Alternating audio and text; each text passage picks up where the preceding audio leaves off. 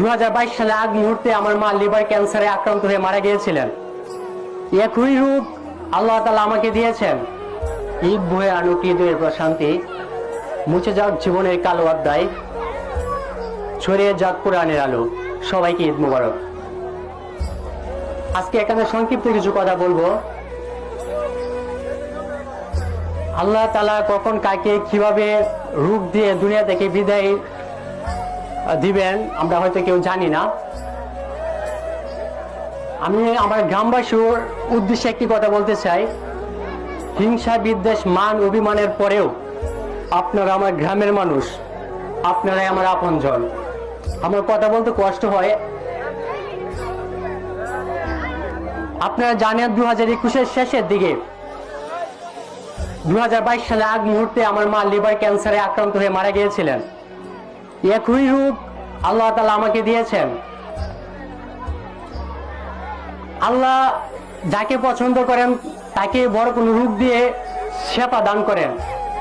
আমরা সকলে বলি আমিন। আমার গ্রামবাসীর কাছে আমার একটাই অনুরোধ থাকবে, হয়তো আমি আল্লাহ তাআলার কাছে আমার সুযোগ আছে তওবা করার, আমি তওবা করব, আল্লাহ তাআলা আমাকে মাফ করে দিবেন হয়তো।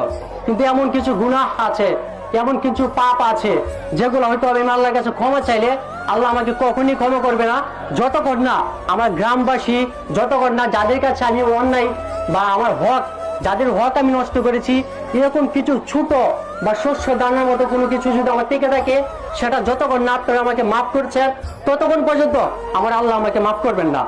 তাই আপনাদের সকলের দৃষ্টি আকর্ষণ করে একটি কথাই বলবো, আপনারা সবাই যদি জানা অজানা কারো কাছ থেকে, কারো গাছের একটা পেয়ারা মন্দ কি, কারো গাছের একটা আম মন্দ কি, বা সাময়িক শস্য দানা ফল বা কোনো কিছু যদি আমি কারো কাছ থেকে বন্ধুদের আড্ডায় মজা করে মজার ছলে যেভাবে হোক কারো কাছ থেকে যদি আমি সে হকটুকু আপনাদের নষ্ট করে থাকি, তাহলে আপনারা আমাকে নিজ করে মাফ করে দেবেন ইনশাআল্লাহ।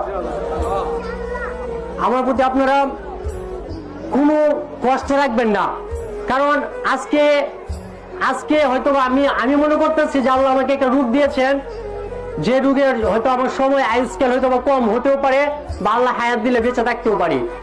কিন্তু আমরা যখন জানবো যে আমাদের আয়ুষ্কাল আমরা চলে আবার আগ মুহূর্তে আমরা যখন আমাদের মাথায় যখন আসবে যে আমরা থাকবো না, চলে যাব, তখন আজকে আমি আপনাদেরকে যেরকম ভাবে দেখতেছি আপনারা আমাকে সেরকম ভাবে দেখতেছেন না, কিন্তু আমার জায়গায় যখন আপনারা আসবেন তখন আপনারা নতুন এক পৃথিবী দেখবেন, নতুন মানুষ দেখবেন, নতুন চিন্তা ভাবনা, নতুন ফিকির, নতুন সবকিছু দেখবেন।